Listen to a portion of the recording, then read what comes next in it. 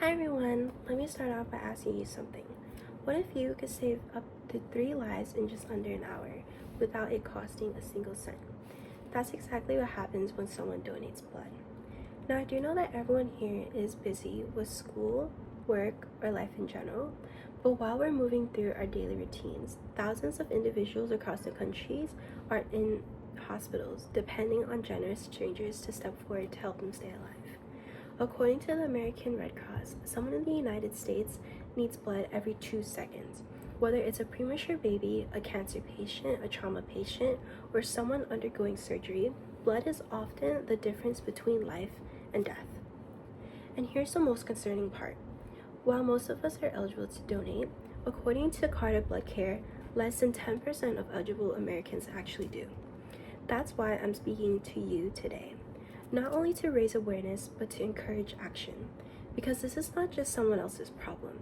It's one that we all have power to address. At this very moment, our country is facing a critical blood shortage. The American Red Cross has declared multiple national blood crises in recent years. And this is not just an isolated issue that can be looked past. Blood supply levels are dangerously low in many parts of the United States. One significant reason for this shortage is that younger generations, including the Gen Z, are not donating at the rates that older generations once did. In fact, according to a 2023 report by Vigilant, Gen Z accounts for less than 12% of all blood donors. Hospitals are struggling to meet demand. There has been instances where surgeries had to be postponed because the necessary blood supply wasn't enough. Emergency rooms also had to stretch their supply and make difficult decisions during trauma cases because the blood supply was not there. Let's put this into perspective. A single car crash victim can require 100 units of blood. That's the combined effort of 100 individual donors. Blood is not something we can manufacture, but has to come from real people like us. Now imagine that the person in the emergency room is your friend, your sibling, your parent, or even you. It becomes personal really quick. The solution to both is simple and very accessible. You can help by donating blood. The process takes up to 45 minutes to an hour, but the actual donation blood part takes up to 8 to 10 minutes. Now let me walk you through what happens during a typical donation. First, you'll be greeted by a trained medical staff who will conduct a brief health screening.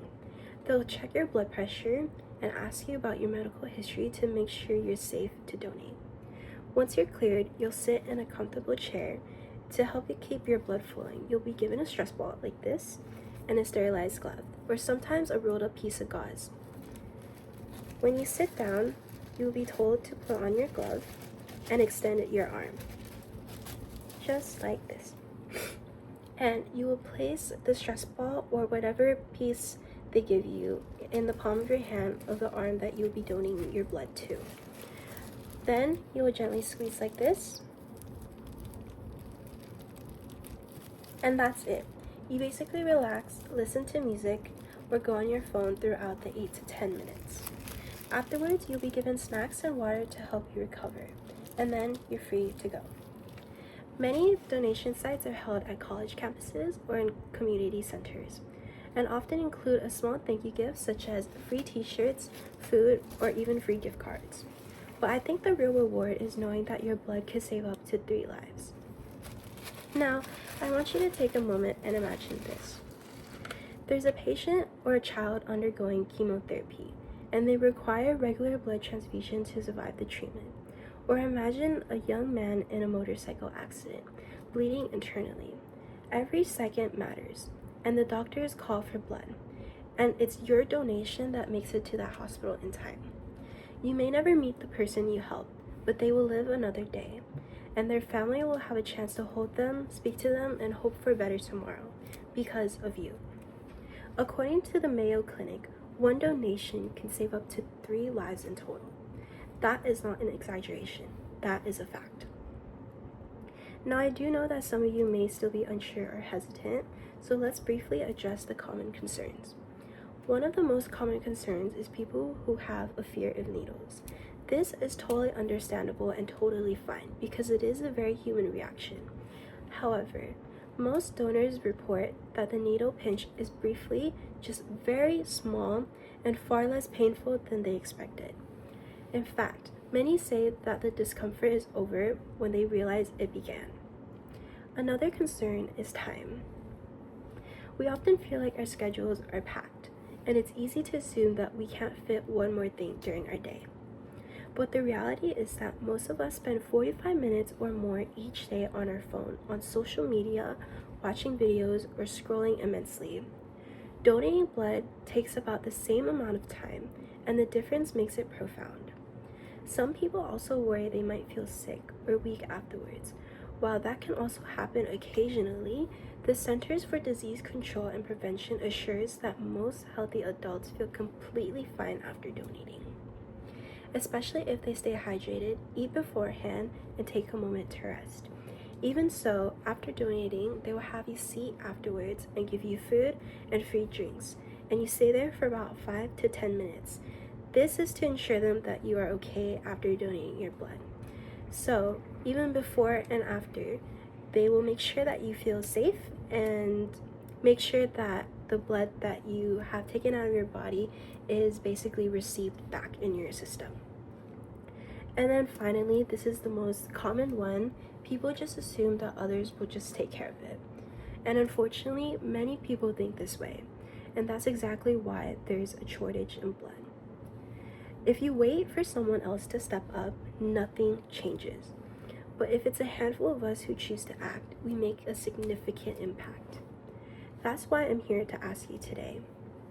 Consider yourself becoming a regular blood donor. Sign up for the next local drive. Encourage your friends and family to join you. Make it a habit or even a tradition. If you're unable to donate for medical reasons, that's totally fine, but you can still help. You can volunteer at blood drives, promote them on social media, and raise awareness for your community. Because this issue affects everyone regardless of age, background, or identity. And one day it could be someone you love who needs that donation. For example, this stressful that I've been giving you for an example today was actually given to me after I donated my blood at Huntington Hospital. This is actually something that I keep for a reminder that it is okay to donate blood, and it's actually really quick and easy. And the feeling that I got after was actually more than enough. After donating my blood, I felt extremely happy that I got to save many lives. So let's not be the generation that stood up while others waited. Let's be the generation that rolled up our sleeves, literally, and did something. Let's make sure the blood is there when someone needs it. Let's be the one who steps up and makes a difference. Thank you.